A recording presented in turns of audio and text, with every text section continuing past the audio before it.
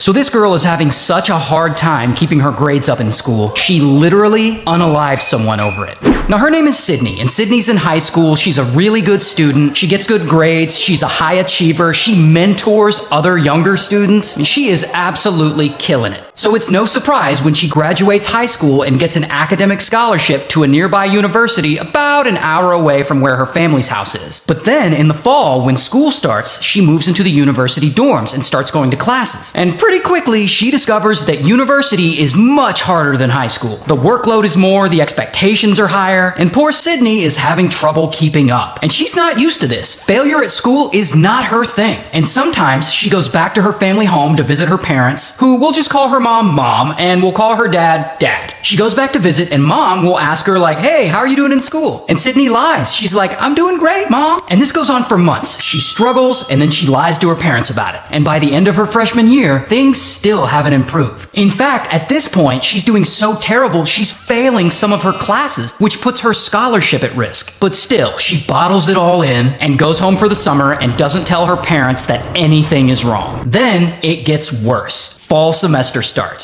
Sophomore year, Sydney goes back to college and goes back to living in the dorm. But at this point, the school has put her on academic probation. And soon enough, she's falling behind in her classes again and she can't keep up. And of course, when her parents ask her how school's going, she continues to keep it from them. She's just too afraid to admit that she's struggling. She just doesn't want to disappoint them. And then, pretty quickly, the semester ends. And boom, Sydney has failed 3 out of the 4 classes she took that semester. And that's when she gets an official notice from the school saying her enrollment has been suspended and she has lost her scholarship.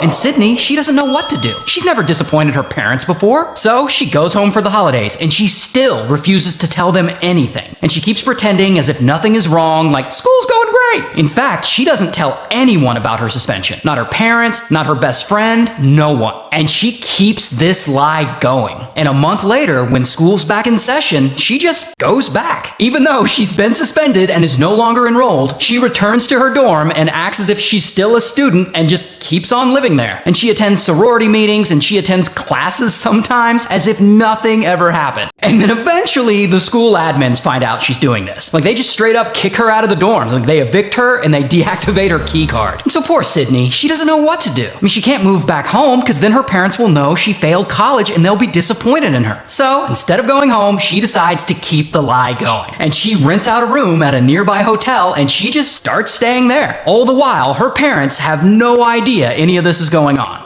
Until one day, Sydney's dad is at work and he's trying to log in to the university's online portal so that he can take care of Sydney's tuition. But oddly, he can't log in. So he reaches out to a school admin and they get on the phone and the school admin drops a bomb on him. She says, sir, you can't log in because Sydney is no longer enrolled. And dad is straight up shocked. He says, oh, how could our honor student be suspended from school? Now, their whole family uses one of those 360 location sharing apps. So he looks at it and he sees that Sydney is at his house, the family home. And dad decides to go home and confront her and figure out what's going on. So he does. He drives home and he confronts her and he tells her what the school told him. And Sydney, just thinking on her feet, she kind of half admits that she's having some trouble, but she continues to lie and say that everything is fine and that she's still taking some classes, which just isn't true. So they talk it out a bit and dad seems to be understanding, but he has to go back to work, so he leaves. Then Sydney's mom comes home, and this is where things get crazy. Sydney's mom had also left work early to come home to talk to Sydney. And when she gets there, she immediately calls the school admins to talk to them about the details of her daughter's suspension. But they're not available and the school tells her they'll call her back. Then mom goes and confronts Sydney. She wants to know what the hell is going on. Why did she get suspended? And they get into an argument. And pretty quickly, it gets heated. And it escalates. And soon, they're yelling at each other. And in the middle of all that, suddenly,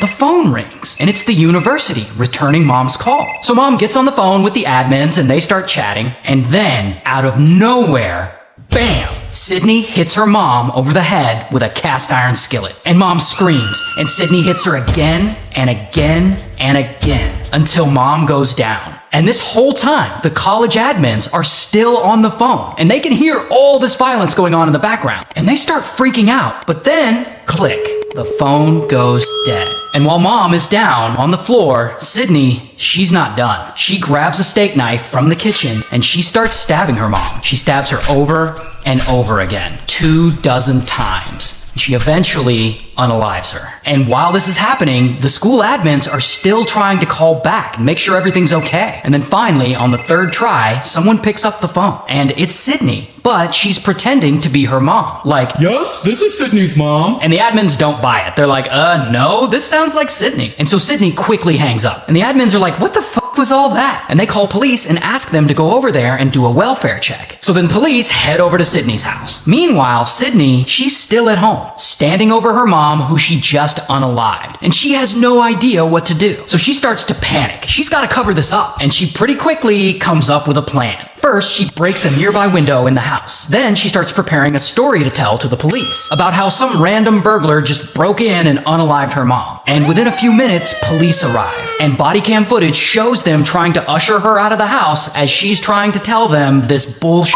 story. We heard a bang, and she told me to get out. And then I heard screaming, so I came back, and she was on the ground. But unfortunately for her, pretty quickly, police see wounds on Sydney's hands, indicating that she broke the window in the house herself. So then bam, they arrest Sydney, and here's her mugshot. And she's charged with murder, she goes to trial, and she's found guilty, and she's sentenced to 15 years to life. All over some bad grades. Shout out to Ohio.